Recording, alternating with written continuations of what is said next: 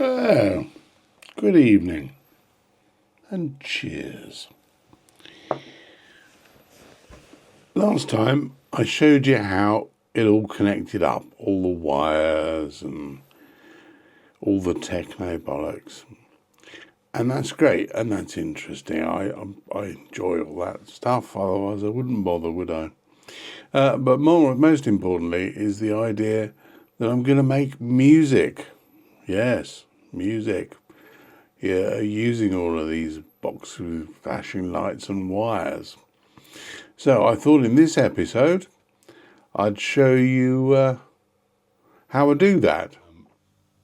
I'll put a link in the description to a live video of me making the piece of music that I'll be dissecting here, so you can hear what the whole thing sounds like, should you wish to. Right, the long and the short of it is, the sequencing hub of things is the MPC one. Now, every video you see virtually shows you how to make beats and do young people's music. Well, I'm an old fart, as you can see, as you can tell, and that doesn't really do it for me. I like the sounds of EDM, but not really. I'm not much of a one for dancing, but I do like music. I grew up listening to classical music and I enjoy people like Jar and Vangelis, which you can probably tell because I copy quite a lot of those things. The MPC one, marvellous little box. Not only is it a sampler and full of samples that it comes with, that most of which I shall never even listen to or use, but it's also actually a very well specified MIDI sequencer. So, for example, this track here, there we go, you select the track you want to listen to and examine, and here is the MIDI notes for the strike vet part.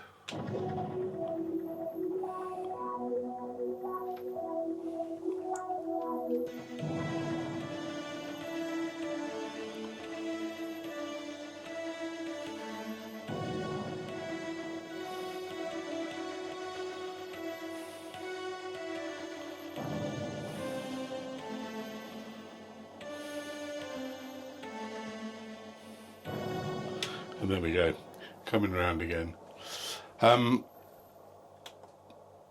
Each one of these oblongs, squares, rectangles represents a different track with different parts of the music on. So the beginning of this track starts with just some noise made from the modular stuff here, and then adding in a sample from the black box,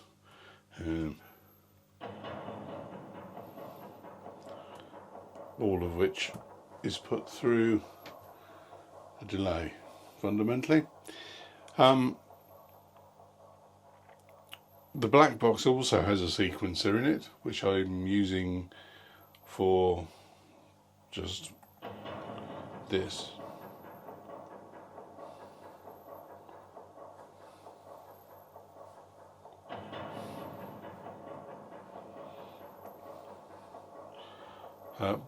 Which gets added in. So from the beginning of the music, it's all a bit long-winded, but we'll do that. I'm also using an Ableton Move, which is actually an excellent thing.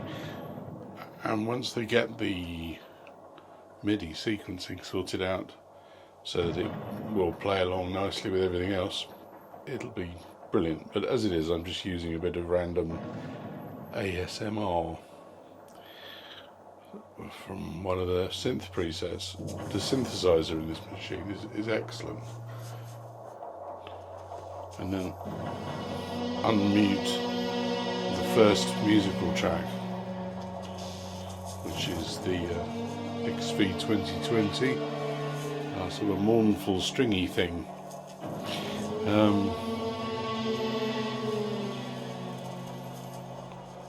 Next I'm going to add in a bass synth, which is the jolly old mofo over here, which is the cracking monosynth, and really kicks and bottom. Anyway, the next parts to be added in are all of these different string parts. So we'll just move. Imagine we've done that. Let's take out the drums and move. Next, arpeggio bass. Now this is actually two synths. The Brute. Oh, and the Shruti, yeah. This little yellow beastie here.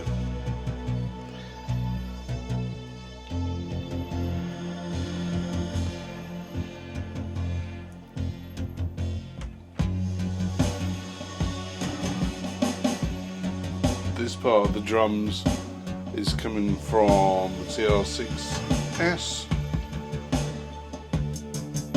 which very handily has its own channel faders, so you can select things.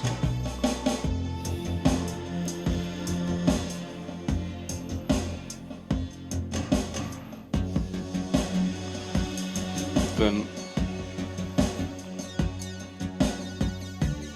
adding in an arpeggio from the Rocket, Waldorf Rocket, cracking little monosynth.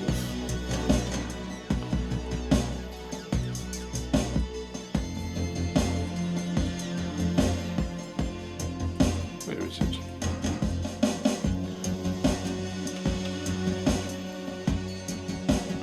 So you can see although it looks like a sustained note, because the arpeggio is coming from the Rocket's own arpeggiator, it just means that. But I'm also firing up to some other notes to add a bit of variety in there.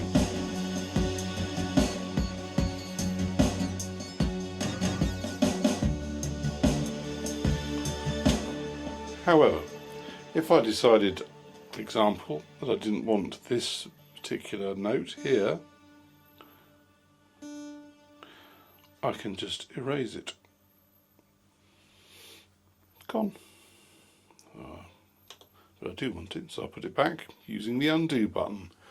The undo button, what a marvel of modern scientific invention that is for all of us who make mistakes all the time, which I do. Now, sequencers come in all shapes and sizes, and the Akai is actually quite sophisticated in what it can do. You can edit the velocity and the pitch and all sorts of CCs, and you could do a lot of things, and you can, it has a song mode, so you can join different patterns together, which are called sequences confusingly, to make a song, which I use to some extent, but mostly manual.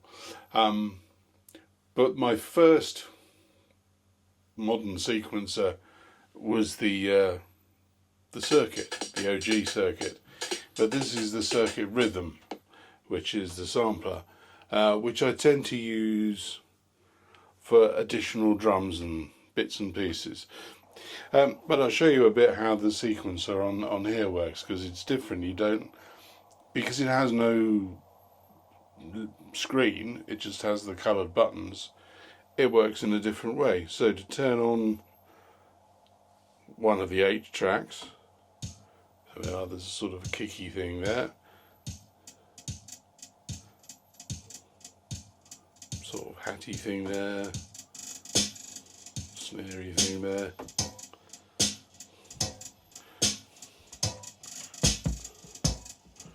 But I've just added the TR6S kick in just to give it a bit more oomph. And then if we want to add another, the way it works, so you pick a sound,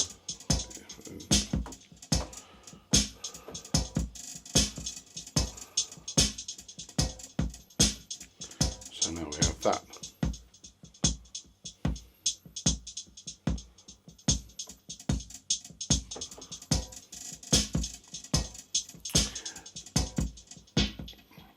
has a nice filter as well, so you can do that sort of thing. As well as the circuit rhythm, which is playing here. I'll bring the filter back up. There we go, it's a bit more whooshy. I have a circuit tracks, which is the synth version basically. So I'll swap that over now and we'll have a look at how circuit sequencing works, because it's very different to the MPC. With the MPC, you put it in with the keyboard and just record it. Bob's your uncle. The circuit works very differently. Just hang on a tick.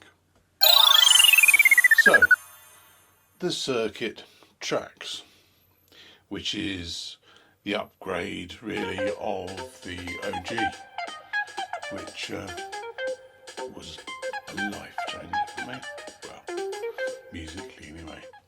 So, instead of inputting via a keyboard in the traditional way, or with the pads on the MPC, the circuit has a very different way of recording via a grid. There's no display, so there's no distractions from that. So you just play via these pads.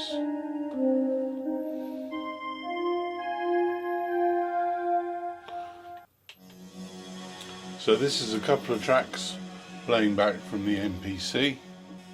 As you'll see from the steps moving across on the circuit, it's playing in sync, not playing anything at the moment. So hit record.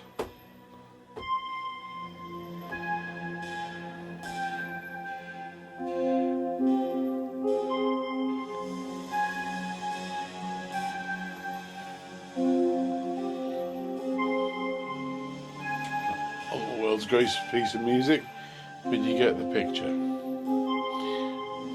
And we'll turn that off. Turn on synth 2.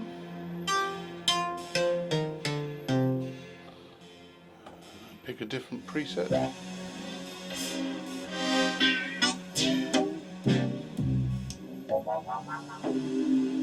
That's a nice synthy one.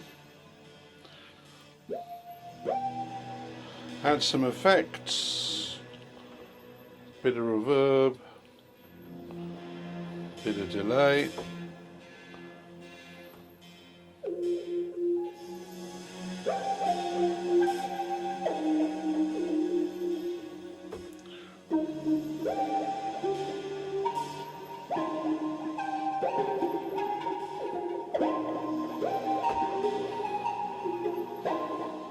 Go back to the mixer.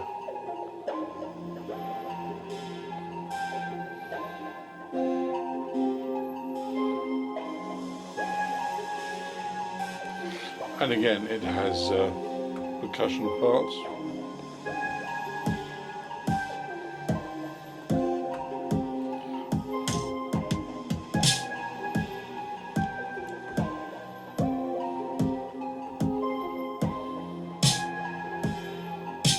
And one of the great things about doing sequencing in different ways is that you make music that you wouldn't have thought of in the other sense. So playing the keyboard, I'm not a brilliant keyboard player, so I tend to fall back on the same old chords and shapes. But with the circuit way of doing things, you end up with a different approach, which can make all the difference. The next thing to consider sequencing are drums. And on this track, they are principally handled by the Roland TR6X S. Why do I keep saying X? S. Anyway, TR6S, which is a cracking little drum machine. It's only small, but it packs a punch. So it's a bit of a demonstration, bit of kick.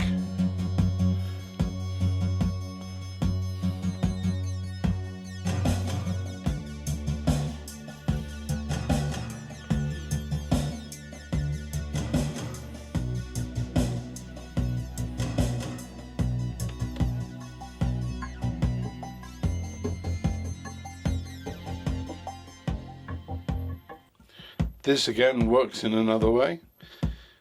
So this is the kick drum, the bass drum, and you can see the red lights lit up here. This is 4 on the floor, so stick another one in there.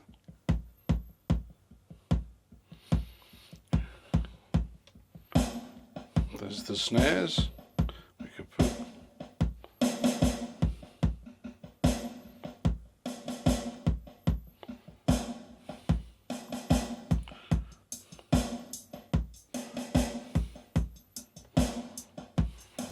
see where it's not lit up fully is it's a quieter note.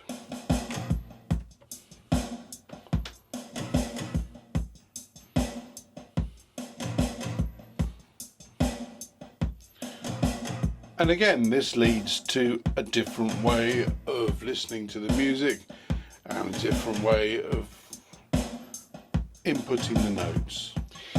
The other drum machine that gets used on this track is my ancient and beloved ER1, the Electrive, the original and the best.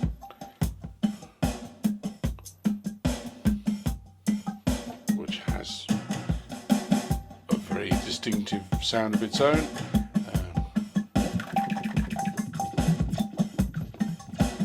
And a fabulous delay.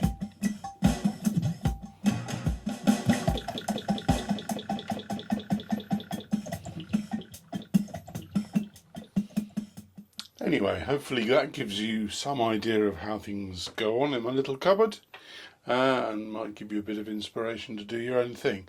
If you've liked what I've said, give it the old thumbs up, and maybe comment about where I'm going wrong or where I'm going right, or how you do things differently to how I do it, or anything you like. Really, let's talk about the weather.